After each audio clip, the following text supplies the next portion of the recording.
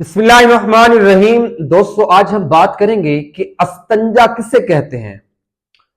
देखें, अस्तंजा पखाने पेशाब करने के बाद बदन पर जो नापाकी लगी होती है उसको पानी या मट्टी से साफ करने वगैरह को पाक करने को अस्तंजा कहते हैं। सवाल नंबर 2 है, पेशाब के बाद अस्तंजा करने का तरीकाकार क्या है। ये हमारी जिंदगी के लिए अहम सवालात और अहम चीजें हैं जो हमें पता होनी चाहिए। पेशाब करने के बाद मट्टी के पक्के ढेले यानी जो पक्की मट्टी होती है उसके ढेले से पेशाब को खुश्क करना और फिर इसको पानी से धो डालने को अस्तंजा कहते हैं।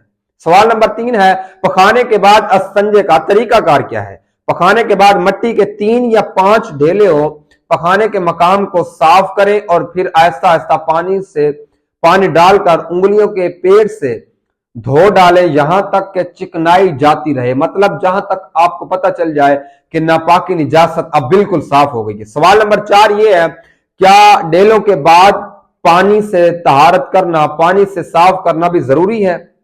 हां, अगर पखाना या पेशाब के मकाम के आसपास की जगह निजासत ना लगी हो तो पानी से तहारत कर लेना मुस्तहब है, यानी अच्छी बात है। ना भी लगी हो तो मकाम के आसपास, पखाने के मकाम के आसपास किसी जगह पर निजासत ना लगी हो, मतलब 1 दिरहम के बराबर लगी हो, आसपास 1 दिरहम के बराबर हो या दिरहम से कम हो तो अस्तंजा पानी से साफ कर लेना सुन्नत है। और अगर 1 दिरहम से ज्यादा हो तो फिर अस्तंजा करना पानी से धो डालना फिर फर्ज है। और आगे सवाल है, अस्तंजा किन चीजों से जायज है। अस्तंजा मट्टी के ढेले, पत्थर और फटे हुए कपड़े से अस्तंजा कर सकता है, लेकिन बशर्ते ये कि वो पाक होने चाहिए। और आगे सवाल है, किन चीजों से अस्तंजा करना मकरूह है। हड्डी से मकरूह है, खाने और गोबर, पक्की ईंट, ठिकरी, कोयला और जानवर के चारे से अस्तंजा करना मकरूह है, यानी मना है।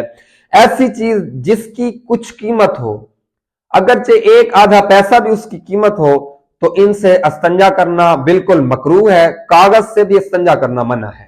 तो यह था हमारा अस्तंजे का बयान जो हम हर मुसलमान को पता होना चाहिए। ऐसे अच्छे वीडियोस के लिए मेरे चैनल को सब्सक्राइब करना ना भूलिएगा दोस्तों। अपनी राय कमेंट सेक्शन में जरूर दीजिएगा। तब तक के लिए अल्लाह हाफिज।